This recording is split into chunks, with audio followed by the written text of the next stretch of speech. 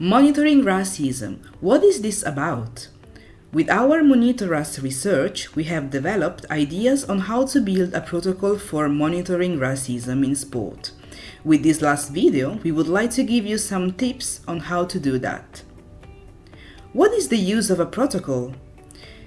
It is a proposed collaborative agreement that aims to stimulate and facilitate the construction of a system for monitoring racism in the world of sport at the local, national, and European level.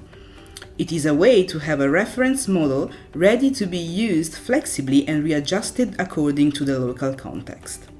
Preventing and combating forms of racism that run through the world of sports requires a systemic, permanent, coordinated, collaborative and participatory intervention that becomes easier if objectives, methodologies and working tools are defined and shared.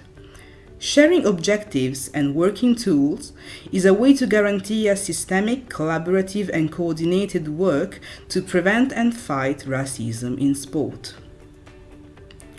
Monitoring racism is not enough. It needs to be paired with awareness-raising activities, training and support for people affected by racist discrimination and violence. Let's go back to our protocol to monitor racism in sports. First step, mapping the local context. A first preliminary step would be to map all the entities in your local area that could make part of your monitoring network. From sporting clubs to civil society organizations and local institutions, all can be involved, even potential victims, in order to encourage them in reporting incidents. Second step, identify the main content of the protocol itself. For example, the definition of the goal and object of monitoring, the context to be considered, the subjects and spaces to be monitored, the definition of a common terminology and working methodology. It is very important to clearly outline these elements in a participatory process within the network. Third step, the connection between monitoring and reporting.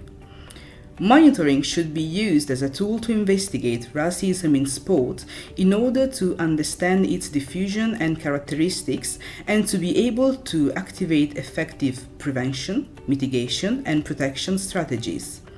It is for this reason that involving people directly affected by discrimination would be crucial. To involve victims, safe spaces where reporting racism are needed. It is important that targeted people feel that reporting is worthwhile and safe. Fourth step, sharing terminology and methodology. Let's move to step 4, which would be agree on a shared terminology and methodology for the collection of information. It is important to share definitions and a basic classification system that can be used easily by all members of the network monitoring racism.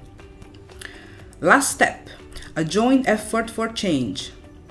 A protocol for monitoring racism in the world of sports should commit all parties who sign or adopt it to promote joint initiatives to prevent, inform, raise awareness and protect the rights of people affected by racist discrimination and violence.